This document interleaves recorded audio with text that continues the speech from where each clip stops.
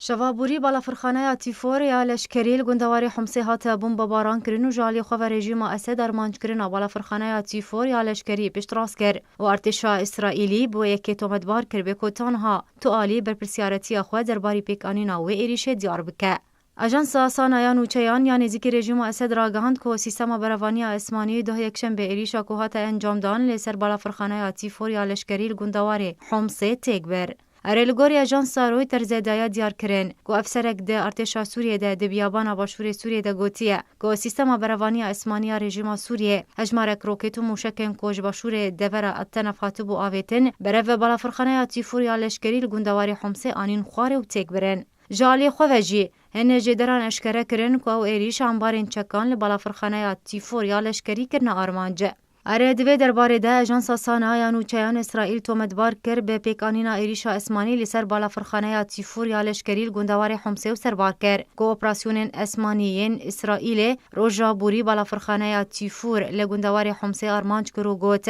حتی انها اسرائیل بر پرسیارتی خو درباری و ایریش دیار نکریه. جالی خو و ارتشا اسرائیل تومتبار کرنا اسرائیل به آرمانج کرنا بالافرخانه تیفور یا لشکری جالی رژیم سوریه و رادکوروتانها تو برسویان جداخویانی درباری و ایریش دیار نکریه. بریانها بالافرخانه تیفور یا لشکری راستی گلک ایریشان هاتبو یا هری برچاو ایریشا اسمانی یا کجالی بالافرن اسرائیل و هاتبو انجام دان دنیسانا بوری دوده انجام و ایریشه ده دراوشکارن لشکریین اسرائیلی هاتن کشتن لگل برین دربونا هجماره کدن جه لشکرین ایرانی و پشتر اسرائیل بر پرسیارتی خود درباری پیک آنینا و ایریشه دا دیار کرن. بجدمه که جیرانگاه سوریه یا مافی مروان ابونا هر یک جوالات روسیه و ایران و حزب الله لبنانی لبالافرخانه تیفور یا لشکری یا بسر رژیم سوریه و اشکره کرد.